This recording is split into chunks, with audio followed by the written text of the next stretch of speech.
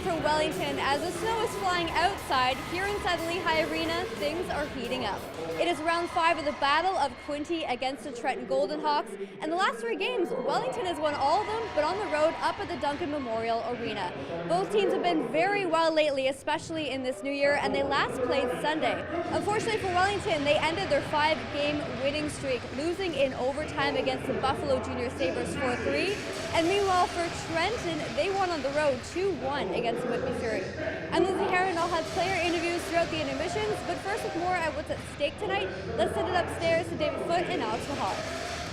Thanks, Lindsay. Well, what's at stake is valuable points in the OJHL's East Division. It is still extremely tight from top to bottom, and both these teams trying to catch the Cobourg Cougars at the top of the division. Trenton is right there, nipping at the heels of Cobourg. Wellington has some ground to make up, so a big game here tonight, and for both these teams, Alex, playing without some key offensive weapons. Yeah, that's right. The Trenton Golden Hawks have been trying to get by without Stephen Elliott, their leading point scorer, and tonight the Wellington Dukes will have to try to do the same without Andrew Rinaldi in their lineup. Both key pieces, David, so it should make the depth players have to step up. Time for round 5 of the OJHL's Battle of Quinte, and we'll take a look at the men between the pipes tonight. For the Trenton Golden Hawks, Benjamin Allard Robitaille will play for the 28th time. He has a 14-9-2 record, 2 shutouts with a .211 goals against and a .925 save percentage, while across the pond for the Wellington Dukes, the new addition has been a workhorse. Logan Bateman starts for the 6th straight time. He has 4 wins and a loss in his first 5 starts in a Dukes jersey. His numbers are pretty good as well, 276 the goals against. Forward, Golden Hawks will dump and chase here. Bateman, no fear as he comes out to play it, but he gives it away, and they score! Ed Davis in his Golden Hawks debut, and he probably won't get an easier one than that as he opens the scoring. No, you can't make a better impact in your debut than that right there. Ted Davis going behind the net. He forces the turnover from Bateman. Logan Bateman. And now Wellington working around up top in the offensive end. A long shot through, rebound at the side of the goal. They score! Well, they'll get it back quickly, and Frank Petrucci, who has been red hot for Wellington of late, has his 15th of the season, and the Dukes get even here moments after giving up the opening goal. Great response here from John Druce's team. He goes to the Vitucci line, and a funny bouncing behind the goal, and Vitucci's there on the doorstep to bank it off Allard Robitaille and in. As we take another look at it here, it looks like Allard Robitaille just didn't get to the post quick enough there, David, as it goes off of him and in. And get it out. Picked up in a 2-on-1, 3-on-1 developing here. There's a shot, they score! Second of the game for Ed Davis. And he beats Bateman glove side and gives the Golden Hawks the lead. The Wellington Dukes put Dylan Massey back up on the top line there. They end up spending a long time on the ice, a little bit tired coming back, so Ted Davis picks up the puck down his off wing on an odd man rush, and he absolutely wires this puck past Logan Bateman for his 2nd of the game. The big powerful winger already making a huge impact with his new club. As we take one more look at this here, he looks off the pass to Griffin Fox and he goes post in on Bateman. Not much he can do with that one.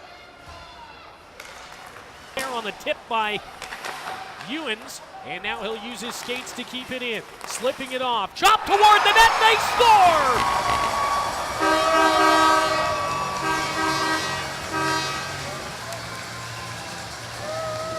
Keenan Eddie gets it upstairs, although Frank Vitucci's leading the train to the bench again, so it could be 2nd of the game for Vitucci.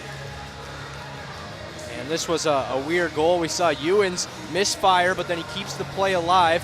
And the shot originally taken there by Keenan Eddie walking into the slot, I think it caught a piece of Frank Vitucci, and that's why Benjamin Allard Robitaille responded the way he did to the shot.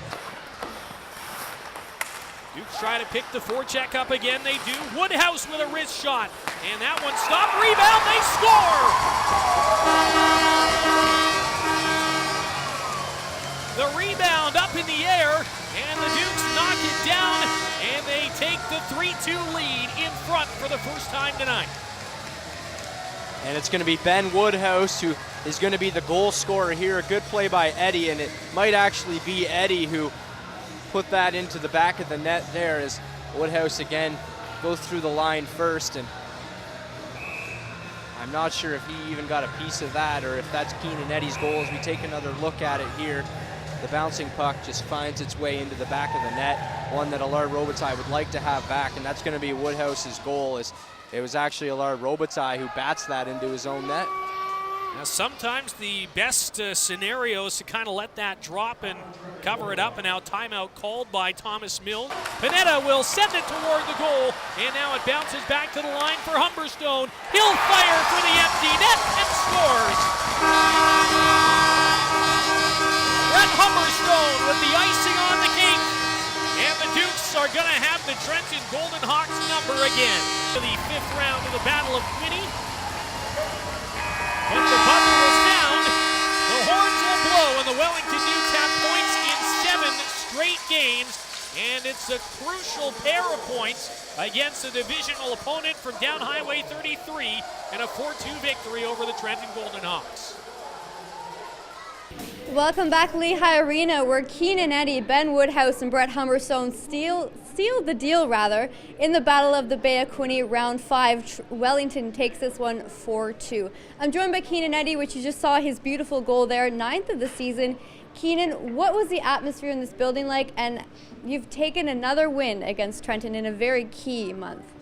Atmosphere is great. It's always good here in the Duke Dome, but when those guys are coming to town or us going there, it's completely different atmosphere. You know, it's electric. You know, when we score, the place is loud. When they score, the place is loud too. So it brings a lot of energy to the game. It's a really easy game to get up for. Thanks, Lindsay. Selfless hockey, that was the difference for the Dukes tonight. 4 different goal scorers getting the job done. And Keenan Eddie mentioning that the team has really bought in and seemed to gel after Christmas break, and that certainly is showing on the ice. Yeah, it definitely is. You can tell that they're really buying into John Druce's system. It really doesn't matter where the goals are coming from. They're scoring them, and they're getting very solid goaltending from Logan Bateman. They're able to get the job done tonight without their top point getter, so it really shows a lot to their depth.